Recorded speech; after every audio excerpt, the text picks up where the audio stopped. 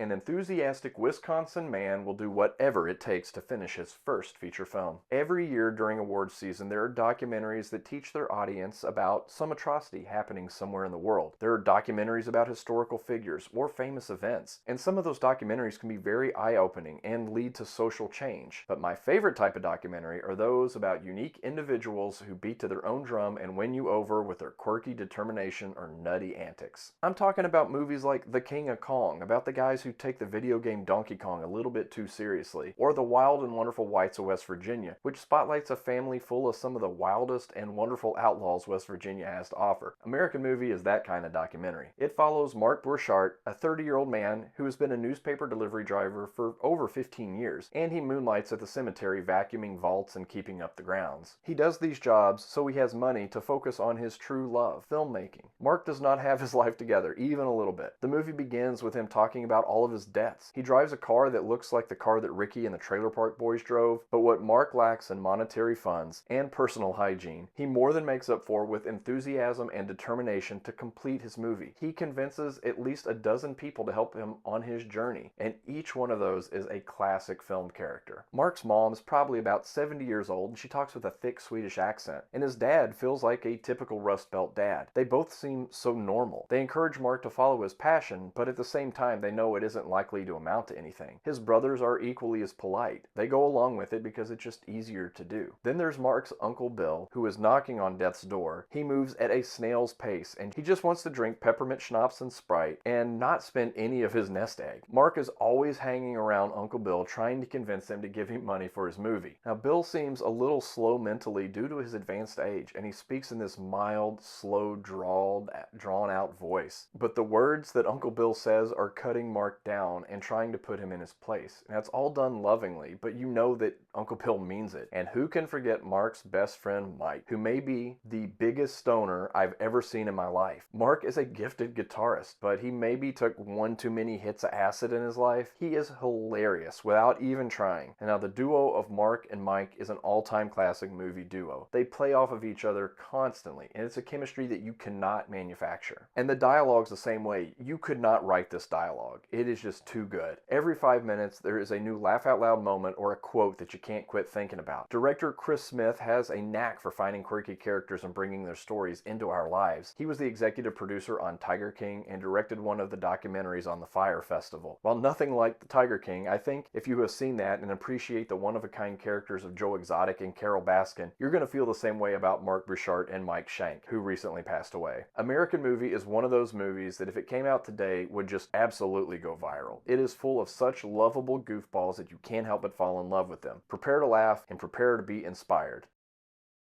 Holding your hands like this to prove that you're a real filmmaker, playing guitar blindfolded, smashing car windows, trying to swindle money from your uncle, whiteboard math, writing a screenplay on an early 90s laptop.